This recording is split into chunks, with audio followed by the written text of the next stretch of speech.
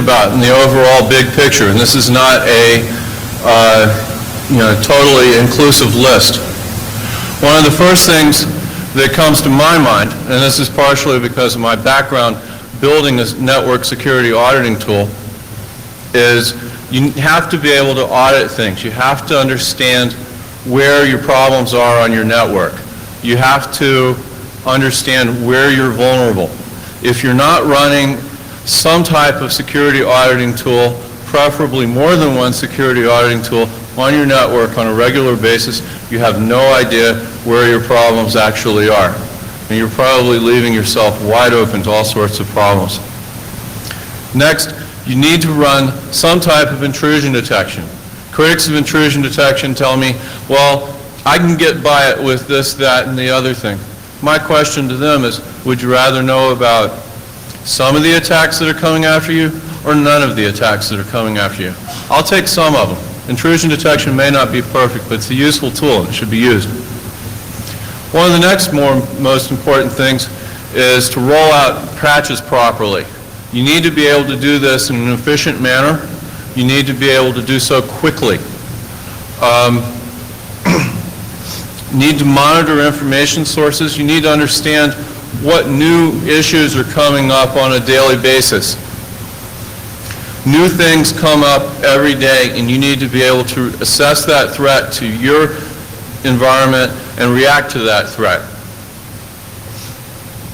And you also need to be able to design your network in a secure manner. You need to try and set things up secure in the first place rather than, oh, well, let's just get it running and then we'll worry about how to secure it later. That's a sure prescription for disaster. You also need to establish a security policy. In Mudge's keynote speech last year at this conference, this is one of the biggest things that he stressed, and it's one of the areas where I most agree with him. If you don't have a good, solid security policy, then you're laying yourself in for tons and tons of problems. People need to understand what they need to comply with. You can't just let some security guy go off and say, this is what you got to do. It's got to be written down somewhere, and it's got to have high-level buy-in. I'll get to a little more of that later. Next, you need to be able to understand and identify where your high-value targets are. People don't really necessarily think about that all the time. And there you've got some high-value targets on your network that you may not be necessarily aware are high-value targets. You need to plan for security, and also when you get hacked, not if you get hacked, but when you get hacked, you need to react properly to compromises in order to stop the problem instead of just allowing it to continue. Okay. Since this is one of the most important things, this is what I wanted to start with, is how to implement a security policy and some things that are very important there. First of all, you need to negotiate a policy that users and administrators can agree on. If the users do not agree to follow the policy, then it's worthless. It's impossible to enforce. People will go around it. A policy that is looser than the security guys would like, which is something that people will actually follow and go along with, is actually a stronger and better policy than something that makes the security guys just totally happy and everybody ignores. The security guys, they're always worried about all these threats that never happen. And end users will do that. As soon as they get in the habit of blowing off and subverting your security policy, all is lost. You may as well not have one. So make one that everybody can agree on. One of the very most important things, and this is something else that Mudge pointed out in his speech, you have to have high-level support. You have to have an 800-pound gorilla near the top of the organization who's willing to enforce your security policy, because at some point it's going to come down to an argument between you and somebody who's just who says, well, I'm just trying to get my job done. If I have to comply with this, it's going to slip product, or it's going to cause me massive inconveniences, and so on and so on. You need to be able to come down on those people and say, well, you've got to do it right, because otherwise here's the consequences, and if you'd planned on doing it right in the first place, maybe you wouldn't be worrying about slipping the product.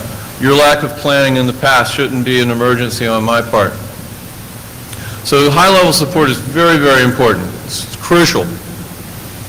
You also need to use plain language. If people don't understand this policy, then they're certainly not going to follow it.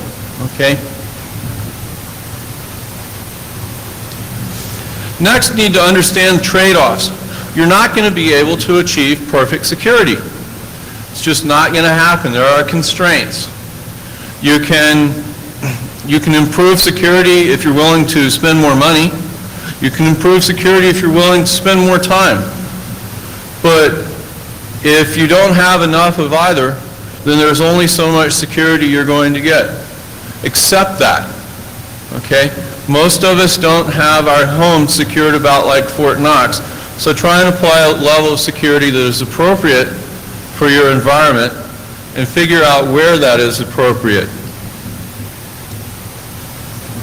As security people, sometimes we tend just to focus on security, and we say, get it secure, I don't care what it costs.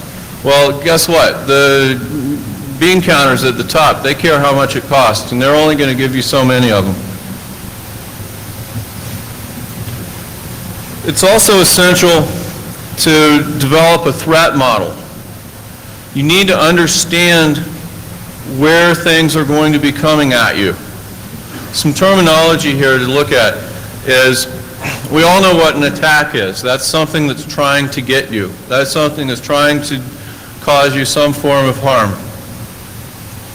A vulnerability is a problem that exists that could allow attack to succeed. Now, target value is something that is often neglected, because an attack against a high-value target is a much, much bigger problem than an attack against a low-value target. And there may be some types of attacks which you don't necessarily consider to be a problem against a low-value target that you do against a high-value target. For example, if somebody can cause a denial of service attack against www.microsoft.com, that's a big problem. If somebody can cause a denial of service attack against my machine sitting out on some other part of the internet, then it's a problem for me, but it's not a problem for the company as a whole. So there's different types of things that you may want to worry about depending on the overall value of your target. And also, an attack against a vulnerable low-value target might not be a big problem. So you have to triage. I mean, when you're looking at a network of very large number of machines, you could be looking at trying to fix a very, very large number of problems. You have to be able to start somewhere. There's some of it that you probably just aren't going to be able to get to right away.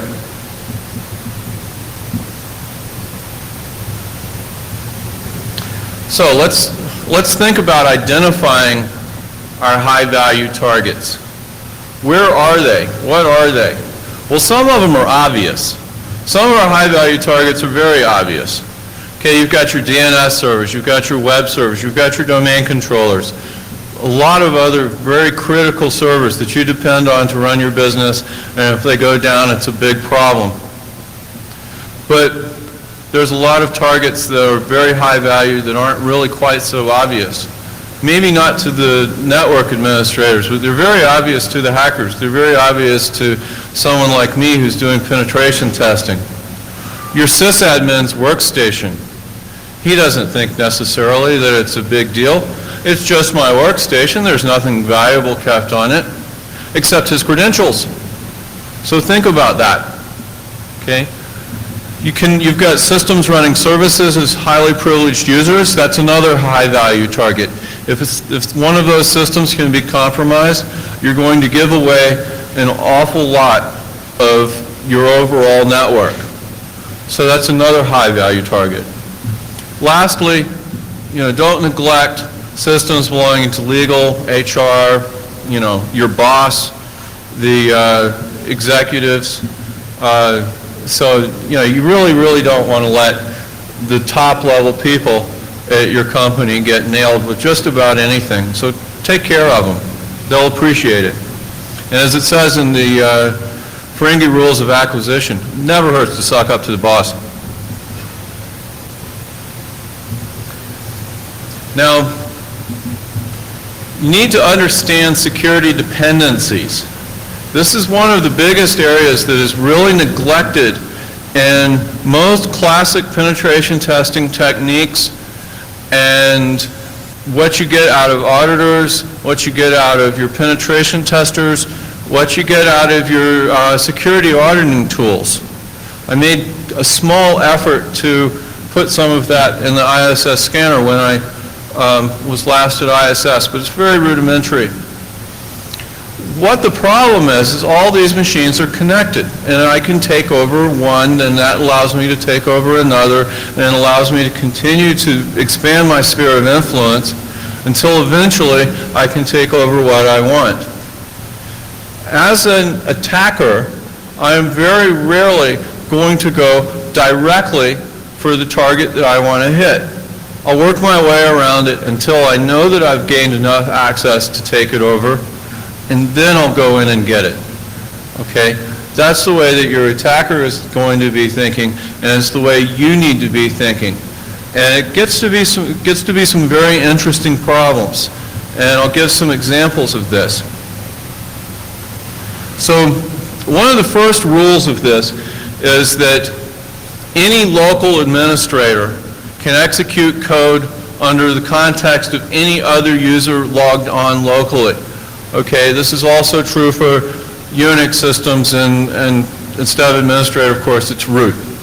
If you can control the operating system, you can execute code under the context of anyone else who's logging in on that operating system locally and to some extent remotely.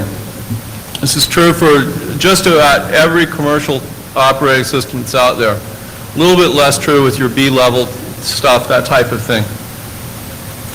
Now, your types of attacks can include direct attacks. You can have something where I can do something and immediately I'm running code as one of my victims.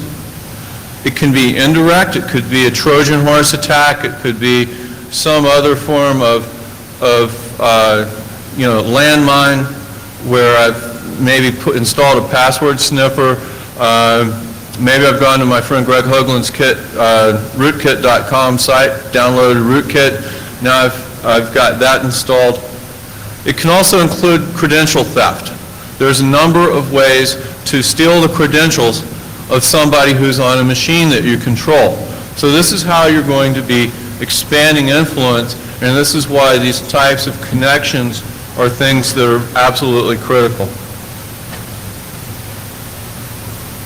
Now here's the first example.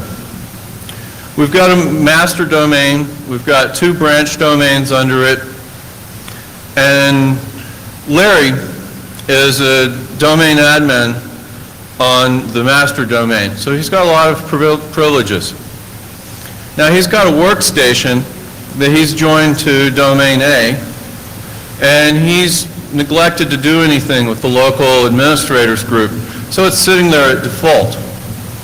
And so domain A, domain admins is administrators on Larry's machine.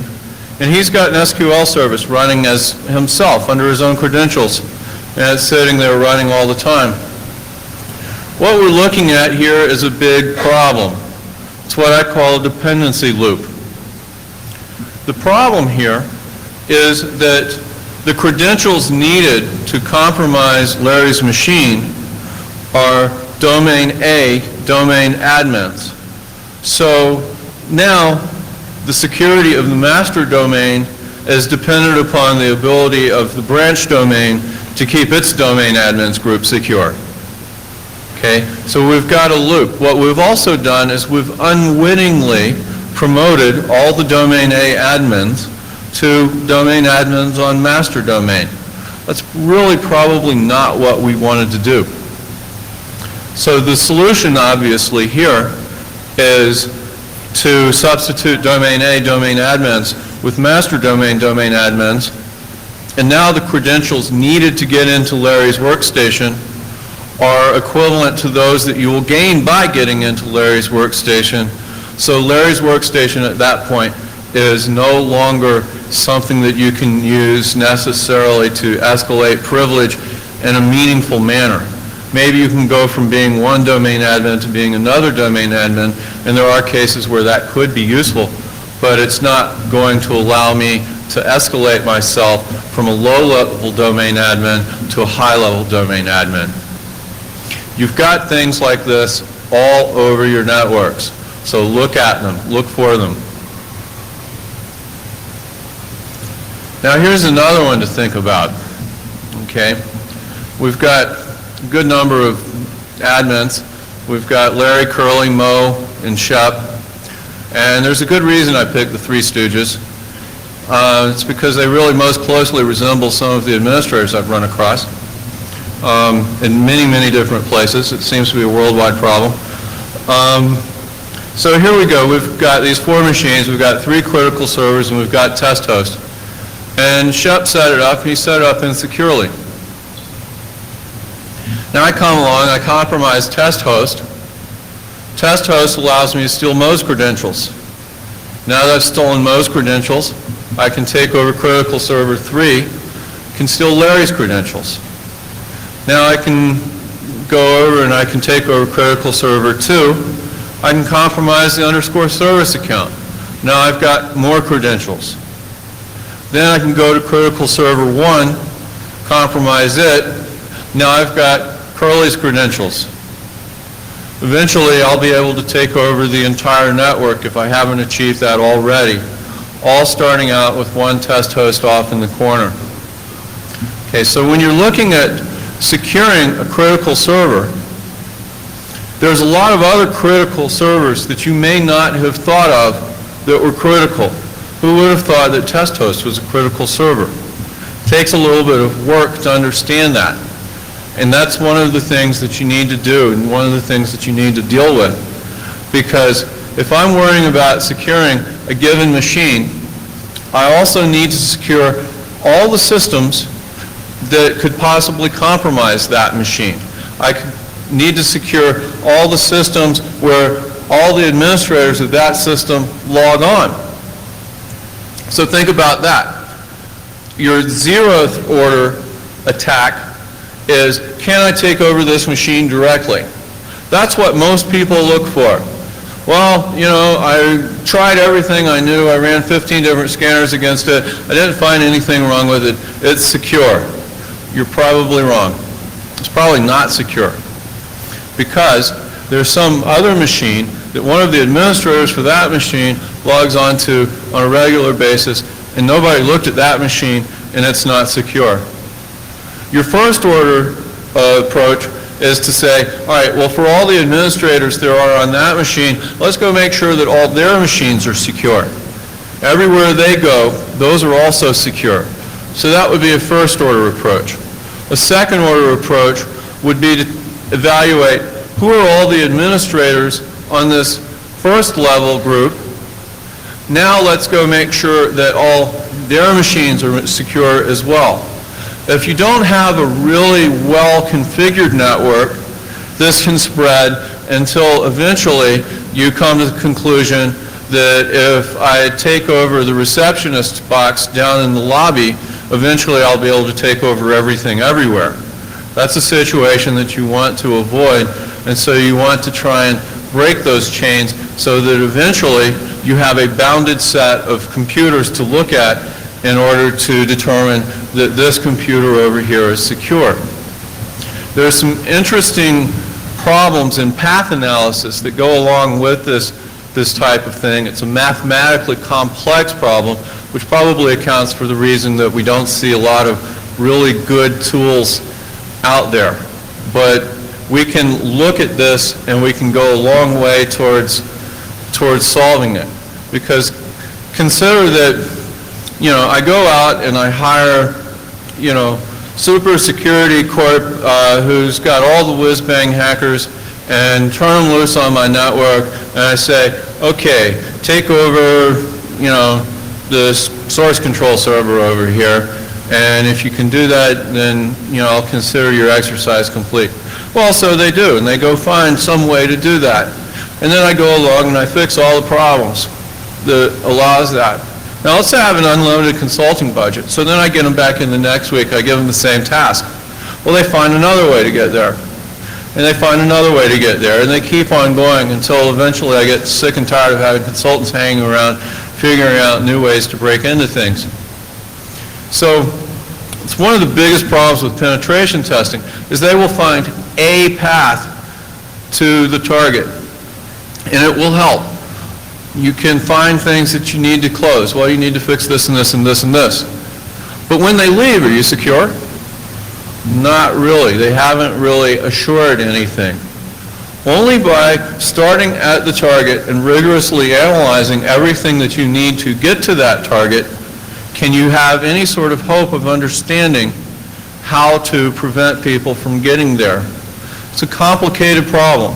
And when you're dealing with a very, very large network like I am, it's a very complicated problem.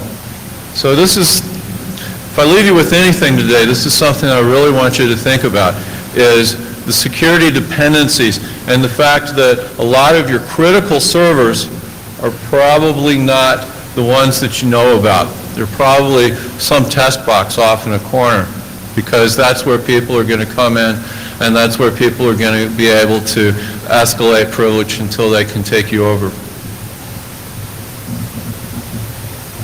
A couple of techniques to approach is, for one thing, limit the number of admin level accounts. Obviously, if 400 people aren't allowed to be admins on this given machine, I've got a much smaller population to go check. So try and limit that. Try and limit the scopes that people have. If possible, create a good number of admin level groups so that you can put a few of them in this group, a few of them in that group. Give them scope. Use the principle of least privilege. Give them enough scope to do what they need to do and no more. And this helps you control the problem. Know where your administrators log on. If they're logging on to a system, it's a critical system. And you need to be aware of that, and they need to be aware of that. I don't know how many times I've called up somebody and said, man, your machine's got this, fill in stupid security hole here. Didn't you know to solve? Well, it's just my workstation. Well, if I take over your workstation, won't that allow me to do this? And then I get a dead silence on the phone while it sinks in, the clue bird flies over. So educate them, because they're not necessarily thinking about security. They're thinking about how to make it up, how to make everything work. They're thinking about keeping things running. They're not thinking necessarily about security. You also need to manage domain service accounts very carefully. You need to know which machines they're installed on and who are the administrators on those machines, because those can really lead to some very interesting dependency issues.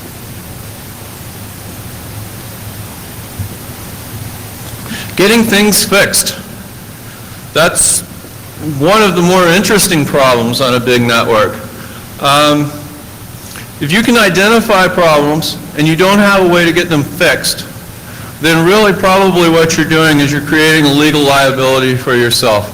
Because if the stockholders ever find out that you have not been using due diligence in protecting your corporate assets, you're in big trouble. You will have hordes of lawyers coming down upon you, and that's really not a good thing.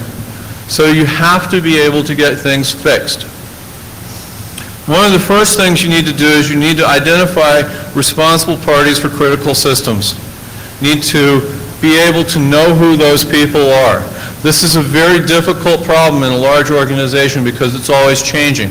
The guy who is responsible for this over here and always got things fixed, he was a real good guy, well, What do you mean he left the company next week? Well, who's supposed to replace him? Keeping track of all these types of things is a job in and of itself. But it's a very, very important job, because if you can't find them, if you can't get them fixed, then it's no good. You also need to get as close to the person who is responsible for the machine as possible. The more layers of bureaucracy there are between you and the person who actually puts their hands on the machine and fixes it, the more chances there are for the ball to get dropped, and the longer it's going to take to propagate. You send mail to somebody who sends mail to somebody who sends mail to somebody, and before you know it, it takes you 3 or 4 days to respond to the critical hole. Meanwhile, the hackers are coming in at you in all directions. So if you can get as close as you can to the people who are actually going to put their hands on the system, the better off you are. And one of the best things you can do is try and obtain a service level agreement from your operations group. If a hard drive blows up, they've got a certain number of hours to remedy that problem, or they face some sort of penalty. They've got some sort of operational threshold for this machine went down, therefore I have to fix it in a given amount of time. So if you can implement that type of thing for a security problem, then you have a really good, solid weapon for that. And it's often difficult to get security people, get operational people to look at a security problem the same way that they would a failed hard drive. But strive for that goal. It's very important.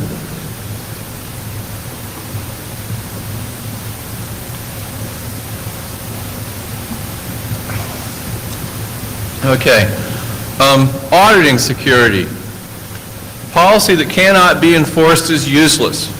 It's absolutely useless. So I've got this policy in that says that end users who are razzed into my corporate network can't reroute can't change their routing tables so that they can get to the internet at the same time as they can get to corporate. Okay, fine, that's a pretty sensible policy. But do I have a way to find people who aren't complying with that rule? Well, if the answer is no, then why have the policy? Why have rules that you can't enforce? If you can figure out a way to enforce the rule, great, put it in place. Otherwise, you're reduced to just asking people, and if it's something like that, they're probably, if they're going to comply in the first place, they were going to, and if they're going to blow you off, they were going to. But you need to be able to catch those people that were going to blow you off. You need to regularly audit your entire network for problems. Because like I said, a lot of times you don't necessarily know that this machine off in the corner was really a critical server. So you need to sweep your whole network. You need to sweep your whole network as often as possible. Okay, several times a week if you can. Now I know that on a large network, somebody just chuckled, and I understand. The problem is that a lot of security auditing tools are very, very slow. But work out what you can.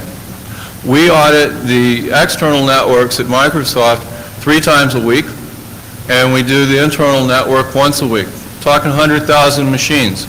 It's a lot of hosts. But we've got some very efficient tools, and we feel like it's very, very important to get on problems and correct them quickly. If you just sweep, say, your external network once a month, it's no good, because people set up insecure systems every day, and the less the lag time is between when you catch them and when you get it corrected, the smaller the window is for somebody to come in and hack you. Okay, intrusion detection. This is kind of a controversial topic. There's a presentation later on today on this very issue. From looking at his slides, I think he largely agrees with me on this. I think it's an essential component of modern network security, but there are some definite downsides.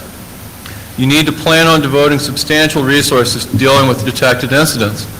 We have on the order of 10,000 attacks per hour on our networks. And that's just monitoring certain segments of the network, okay?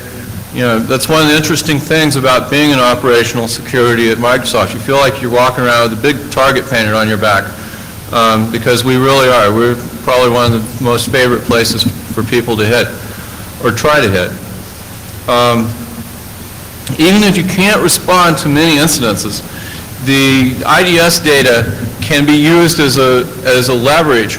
You know, you can have an executive walking around saying, well, you know, I'm not sure we should devote a lot of money to this. It's not, I'm not convinced it's a big threat. I'm not convinced it's a big problem.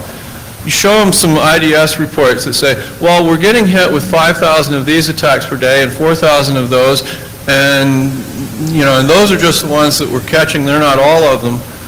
Then all of a sudden, the scope of the problem becomes apparent to them, and you may be able to get more buy-in, more funding, more personnel to be able to handle the problem. Because one of the things that people come to me an awful lot is say, well, you know, I'm really trying to convince my management that this is a real problem and it deserves real resources. How do I do that? IDS logs can help.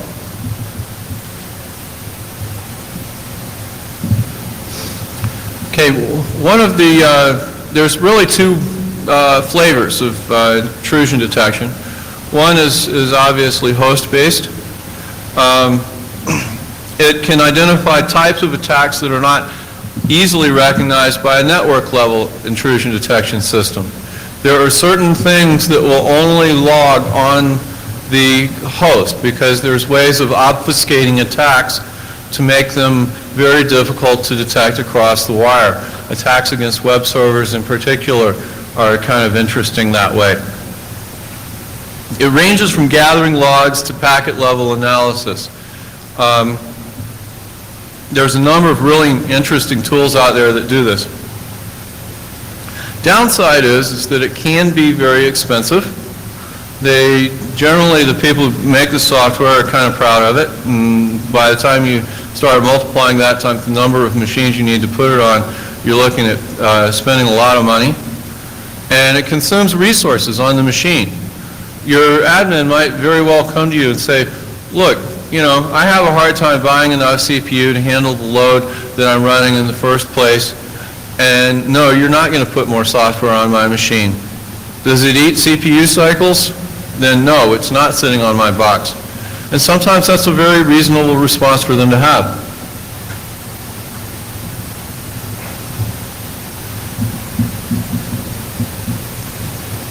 Now then there's network-based intrusion detection. It's a lot easier to deploy because I don't have to run around putting it on every machine everywhere. I can put it on a few machines at choke points where I've got a small enough network traffic level to be able to actually get anywhere with it. You have to be careful with it because it does have some pretty strong bounds on the traffic rates that it can analyze. And particularly at Microsoft, we're sitting on a lot of bandwidth, so that's a big problem for us in particular. It makes it very difficult to deploy a network-based IDS in many cases. And it can also be expensive. And they don't catch all the attacks. You've got fragmented packets that can sometimes slip through depending on how they've put the thing together. If an IDS decode is looking for the presence of a certain string, then an attacker can break the packets into two where the string is split, and that'll slip past a lot of detection systems. Fragmented packets are kind of difficult situation to begin with. They screw up a lot of different things, so IDS among them. Another is encoded URLs. If, say, it's looking for something.phf to look for the PHF attack, and I take that PHF and encode it as, you know, percent whatever whatever, well, maybe it won't catch that percent whatever whatever. Or maybe I just take the H and encode it. That might slide past as well. So there's limits to it. There are things that it won't detect. And it obviously can't detect attacks within an encrypted stream. All it sees is an encrypted stream going by, has no idea what's inside the encrypted stream. And it doesn't handle high packet loading well. But despite its faults, would I rather know about some of the attacks that are trying to get me, or would I rather know about none of the attacks that are trying to get me? I'll take some of the attacks. And I'll hope that the IDS vendors will continue to improve their products so that I'm dealing with a better product as I go along.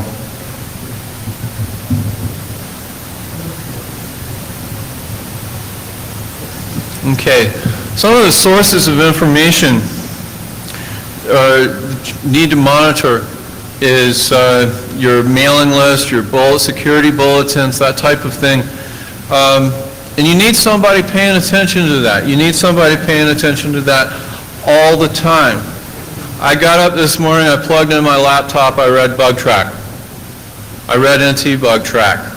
Even though I'm off at a conference, I need to know what's coming down the pike. Did somebody announce something that is a threat to my network security? If that's out there, I need to know it. Need to be prepared to react quickly to events. Attacks often come within hours of an announced issue.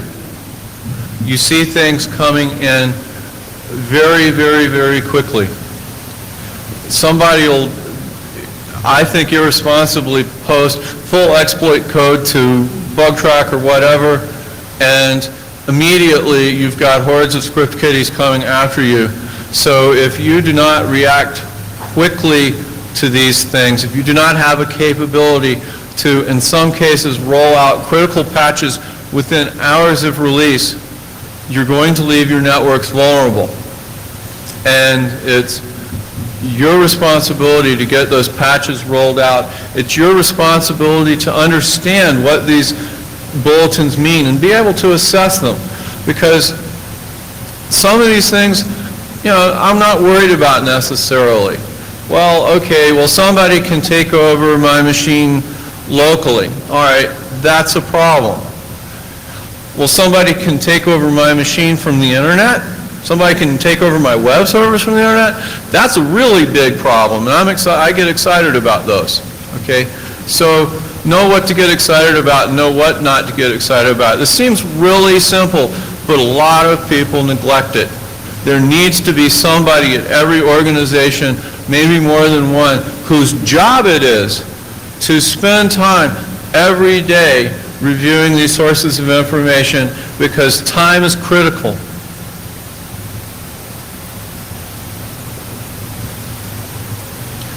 Okay. Vendor security bulletins are one of your prime sources of information. We don't put out bulletins for stuff that doesn't matter.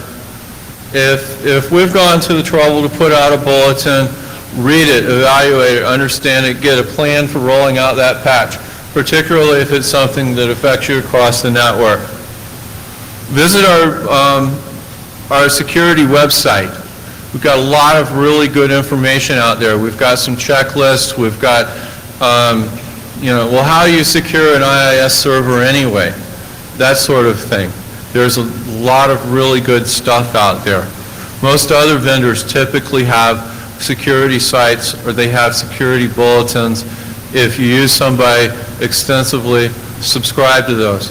For example, your routers are part of your critical infrastructure. Those are part of your really critical systems. So you need to pay attention to issues with those. Did Cisco just ship a new firmware for my router over here? Maybe there's a really good reason they shipped that firmware. Let's make sure that we stay up to date there, because routers are a very favorite place for a hacker to go after. If they control your router, they can control a lot of things. Need to stay current on your mailing lists. The ones that I personally find most useful are Bug Track by some of the friends over at Security Focus. It's a little higher geek content than some of the other ones, but it's very useful. It handles a very wide variety of security issues. If you're interested in firewalls and firewalling, the one that I like best is the Firewall Wizards list run by Marcus Ranum, who did the keynote yesterday. A very good list. It's a moderated list. It's not really very high noise. And you get a lot of insight into some of the technical issues that are going on securing your network. NT Bug Track, run by Russ Cooper, is a lot lower noise. It's a lot lower volume, and it only deals with Windows NT issues. But as such, if you're interested in Windows NT stuff, it's a good single point place to go to get up-to-date and timely information. Lastly, there's a new list that's been set up by my friend Mark Edwards over at Windows 2000 magazine, www.ntsecurity.net, and that also has a lot of good coverage. And he also as well has a how-to list, which I don't think there's too many other ones out there. So there's some lists where people can ask, well, how the heck do I do this? And, pretty basic questions and that type of thing. And occasionally, if I have time, I can be seen answering questions on that list. So that's something else to check out and be aware of. He's got a pretty good security site as well. And I also find it useful to monitor several sites that overlap, because a lot of times you see the same things turn up on all the lists, but sometimes they'll turn up on one list before the other. Sometimes they'll only turn up on one list. So pay attention to those and keep track of them. Okay, so you've been hacked. All right, everybody, happens to everybody eventually. If you don't think you've been hacked, well, look harder at your network. You probably have. So one of the key things in dealing with this is, how do you get the hacker back out of your network? My coworker says it's about like trying to get pee out of a swimming pool. The analogy is very apt. How are you going to get it out? Once they're in there, how do you get them out? Well, basically, you need to drain the pool. Okay? So one of the first things is understanding forensics. What do you do when you're dealing with a box that is been hacked? All right, how do I preserve the evidence? How do I find out the extent of the problem? Did they just come in and deface a web page, or did they install a rootkit? You've got two different levels of problem. Okay, first of all, biggest thing is put a brand new system in place. Get that one offline. Put something else that's built up from fresh, has all the latest security patches. Throw that one up instead. Take the other one offline, back it up, and then you can start looking at it. Once you have a good, solid backup, you also need that good, solid backup for possible legal action. If you want to sue the script kiddie that hacked you, or you want to throw the script kiddie who hacked you in jail, you're going to need this for evidence. Not only that, but it's a good thing to have just to, just to be able to analyze the situation. Things not to do. Oh, well, go log on to it and check the timestamp on a file. Wrong. Wrong move. As soon as you log on, for one thing, they have the possibility of stealing your credentials. Second thing they can do that's going to happen is you're going to change the timestamp on a few hundred files as soon as you log on. If you use the wrong method to check the other file, you'll change the timestamp on it. You are already muddying your waters. This is really, really important stuff. The smartest thing you can do in most cases, though there are some ins and outs to this, is pull the plug. Pull the network cable and pull the power cable out of the wall. Bring it down. The next time that thing comes up, this hard drive should be attached to a backup system. It should not boot again. Take it off the line.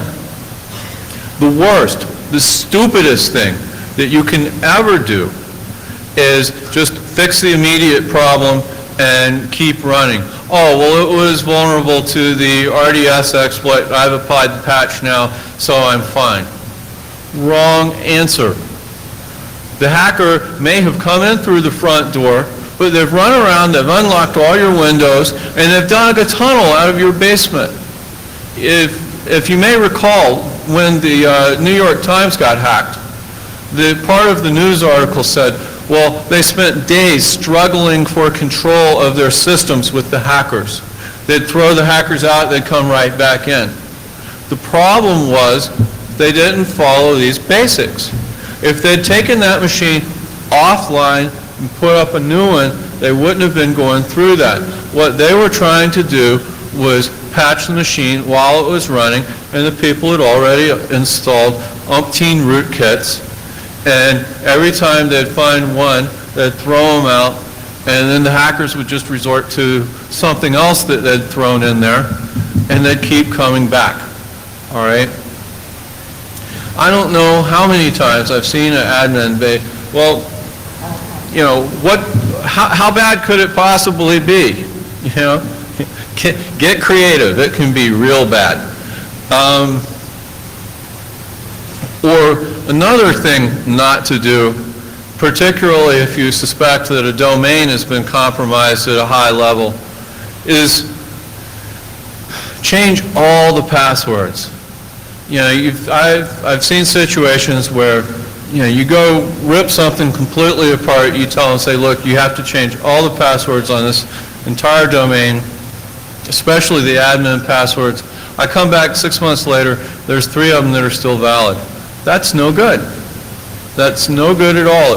It won't help you recover from a hack. So that's all part of managing security, is knowing what to do when these types of things happen. Now it looks like I'm finishing up a good bit early, so I'll be happy to take questions for the duration of the time. And I'm glad to see I'm not going to keep you from lunch. Biggest things to remember is security management has the strongest effect on overall security. You can do everything else right, but if you don't manage your security properly, you're not really going to be getting everything you can out of your operating systems and out of your network. You need to define a security policy, you need to enforce that policy, you need to monitor your intrusion attempts, and you need to be able to react promptly to all of these things. So I'm out of slides, and I'll be happy to go to questions from here. Yes?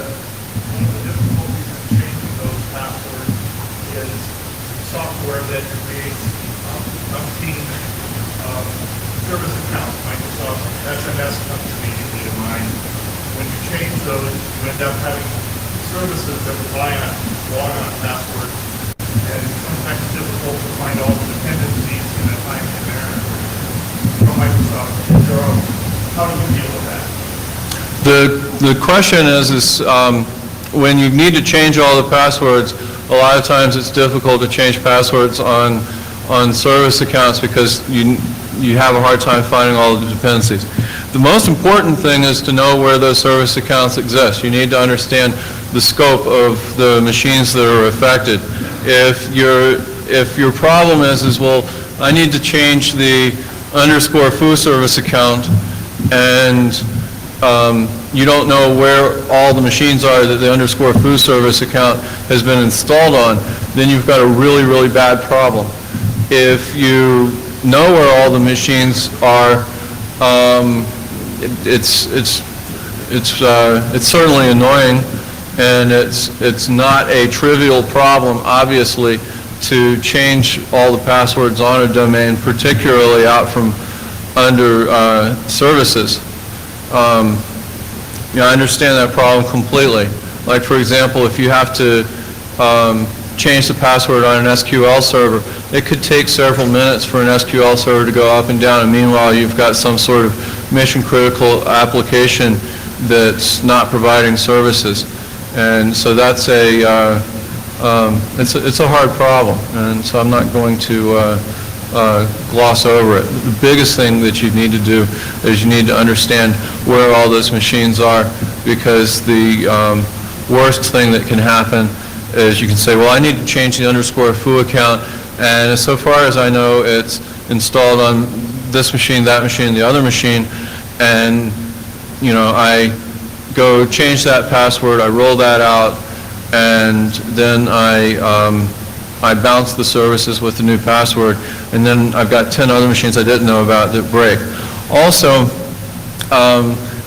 SC from the resource kit can be used to reconfigure services from a lot of different angles. It's a very, very handy tool, and so you can script your password changes.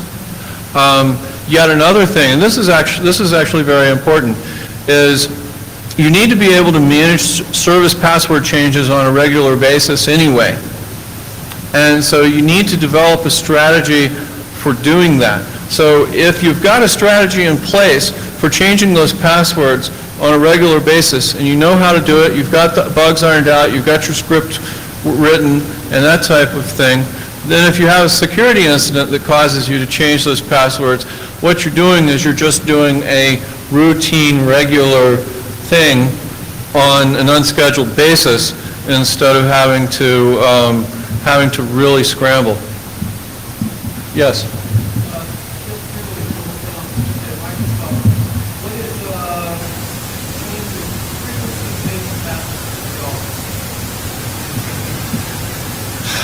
What is our password frequency change?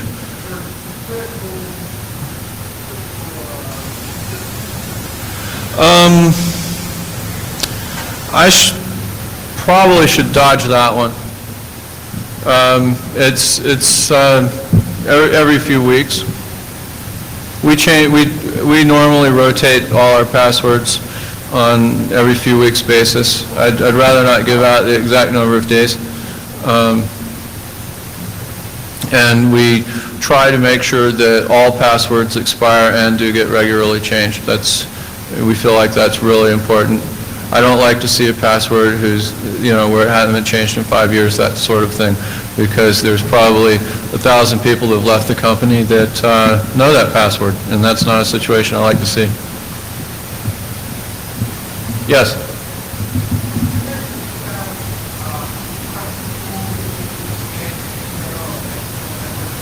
Yes.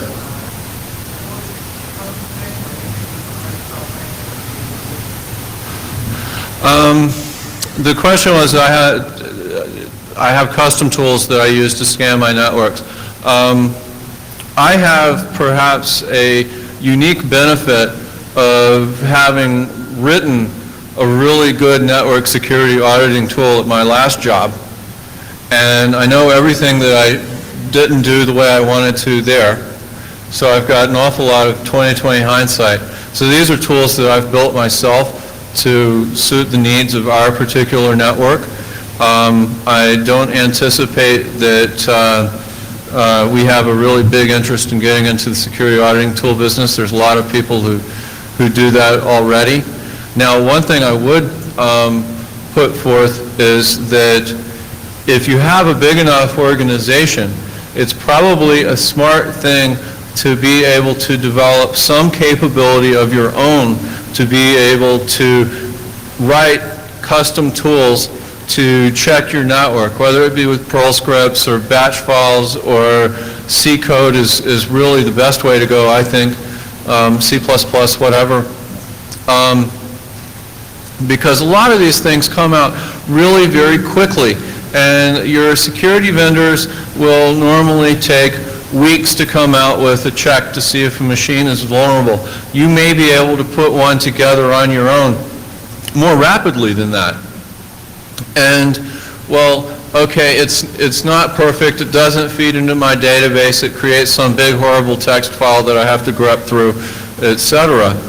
But at least you've got some way of protecting yourself.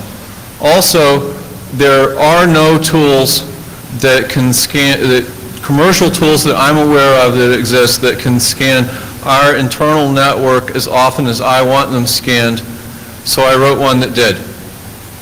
So, so that's what we do, and I also know how much work it is to go from what I've got now to a commercial security auditing tool, and I've done it once, and I don't particularly want to do it again.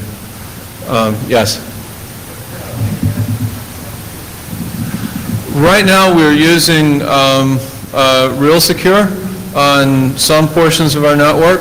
We are looking at 2 other IDSs right now and have, they're under evaluation. I don't know how we'll eventually roll out all that. There's actually strengths and weaknesses to all of them. They all do some things really right, and some things we'd like to see done better. But that's the primary one we're using right now. Yes,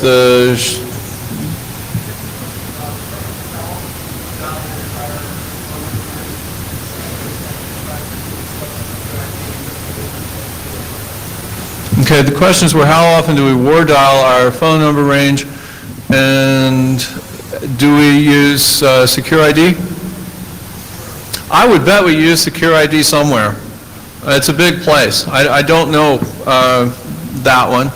The other question is how often do we war dial our phones? I know that we do. I don't know how often we do. You find some interesting things war dialing your phone numbers, and that's actually something I probably should have put in the presentation here, because it is an important thing to look at. Let's see. The guy right next to you had a question.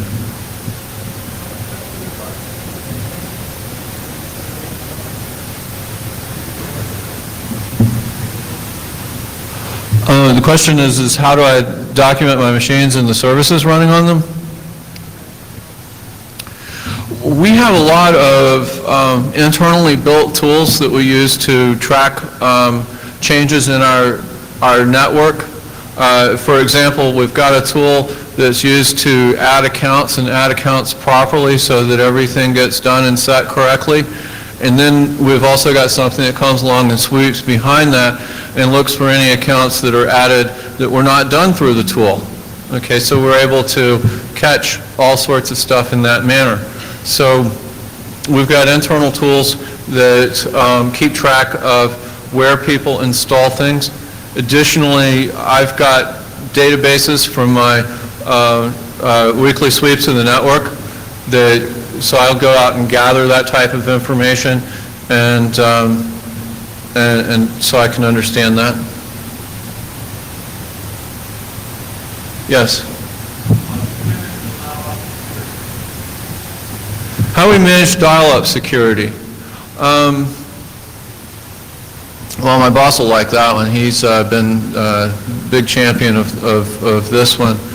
We nearly continuously sweep our dial-up systems for security problems on a hour-by-hour basis, because they're always popping up and down. It's a difficult problem, and part of your issue is that if somebody can compromise a machine that's, say, dialed in, the next time it connects to CorpNet, it could, actually cause a big problem. So we do 2 things. We sweep them constantly.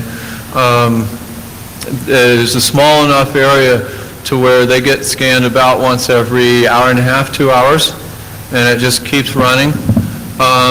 The other thing that we've done is we've created some internal tools to help people avoid some of the more obvious mistakes. You may be seeing that outside later, I'm not sure. So we're trying to help people internally, and hopefully if it works out really well for ourselves internally, we can spread that to everyone else, so that people can more easily secure their systems, because those dial-up nodes really are something that make me nervous from a security guy's standpoint. because essentially they've just become part of your perimeter. And the reality is you're going to have to run your network and allow that unless you've got some kind of very draconian policy. Yes?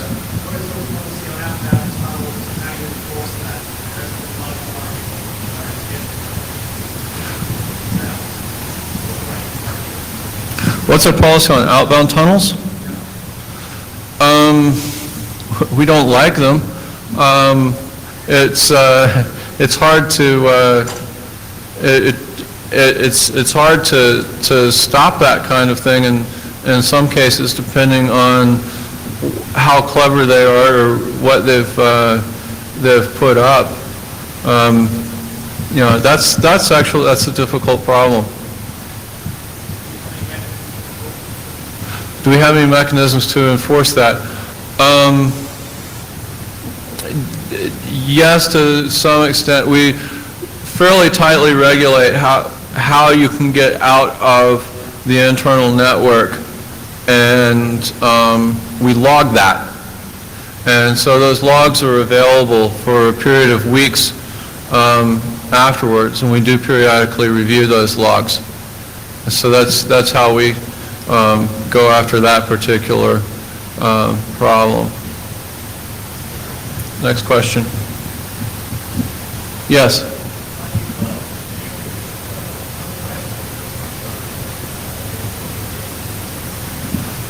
How do I distinguish?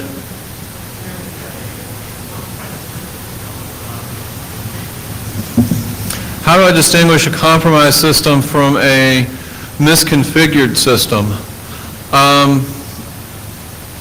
Typically, it really depends. It completely depends on what's been done to it and how good the hacker is. If something's been invaded by script kiddies, there's usually some very telltale signs. You'll see a lot of times user privileges that are really badly out of whack.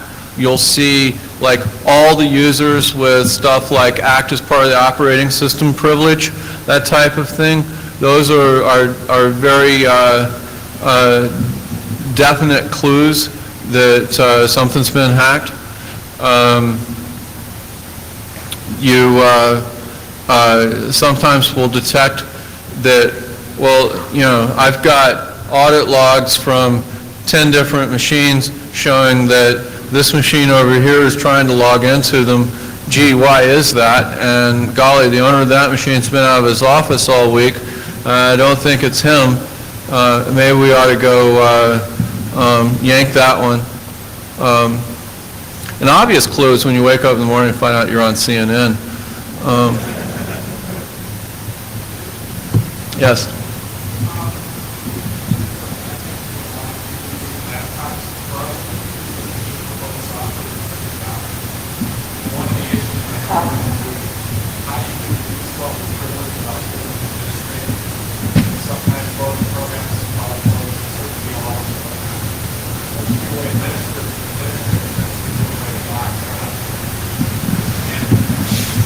Okay, the question is what's the appropriate level of access to give to end users, particularly on laptops where they need to be able to install software. This is going to be something that's very, very site-specific and depends on what level of software that you want to allow people to install. Some places you really want to clamp down and you don't want to let them install even screensavers. The other is this, the other extreme, of course, is where you're just going to allow them to install anything you like.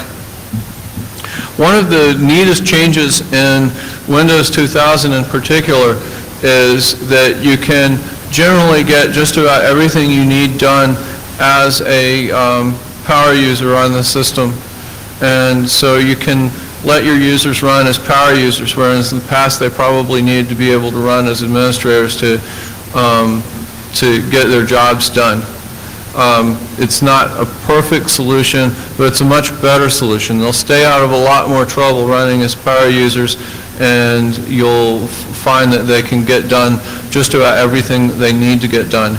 Now, in certain circumstances, you're going to run into problems where stuff just simply won't install under anything other than the administrator account.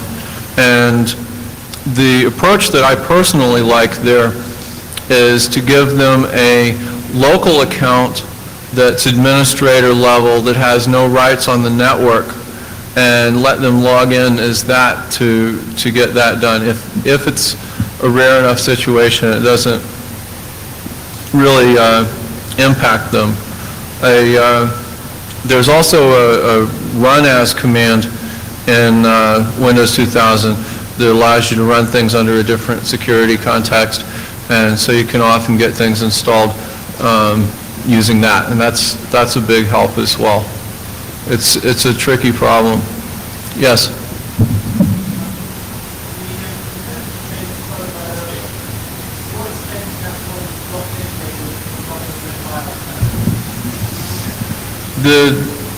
To what extent is the dependency chain problem alleviated if I don't have NetBIOS running? Is that the question? It's not particularly.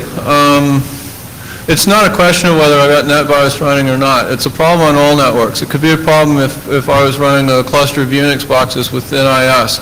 It could be a problem if I was running a cluster of Unix boxes without NIS, because people can't remember 500 different passwords, so they're going to tend to use the same password in more than one place. Thus, the dependency chains will still exist. This is a general computer security problem. It really has very little to do with the particular flavor of operating system that you happen to be running on your network.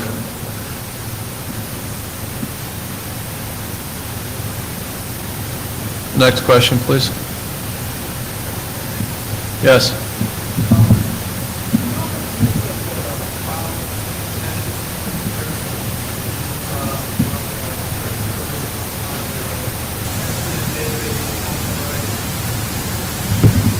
The question is do we use file system hashes to determine if things have been compromised? On occasion we do, though to be honest with you, that's something I would like to see a lot more used a lot more often. I'd also like to see personally better tools written for that.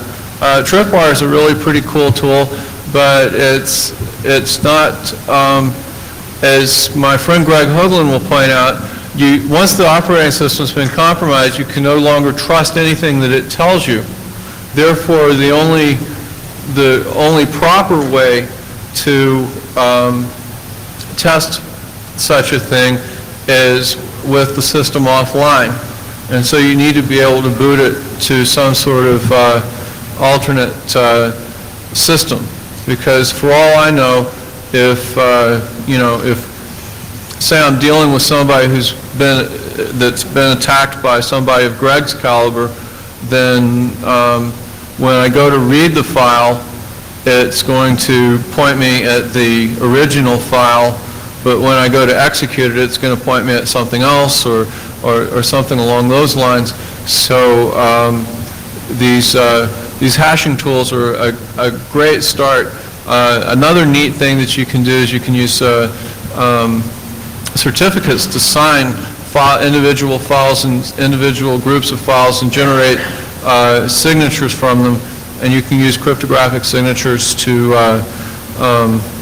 check those as well. And it can be a useful technique, though it's a little bit cumbersome, and I think that it's something I'd like to see made a lot easier to use, because it should be used on a more widespread basis.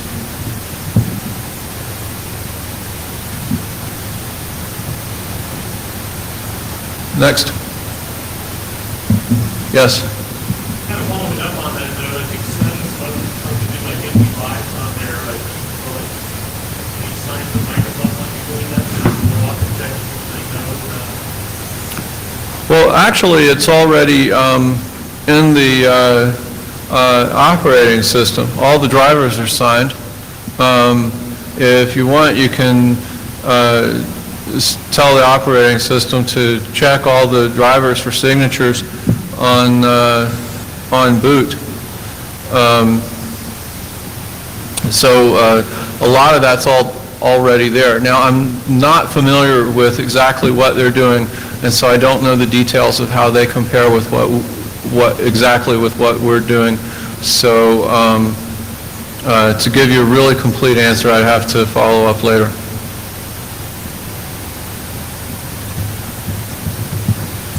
More questions?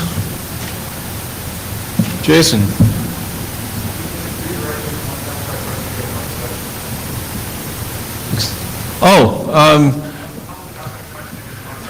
Ask that question again from Jason Garms in his session later today. He apparently knows the answer to that, so or you could probably pin him down right after my talk and individually, and he'd probably tell you the answer then too. Any more questions, or is everyone fleeing for lunch?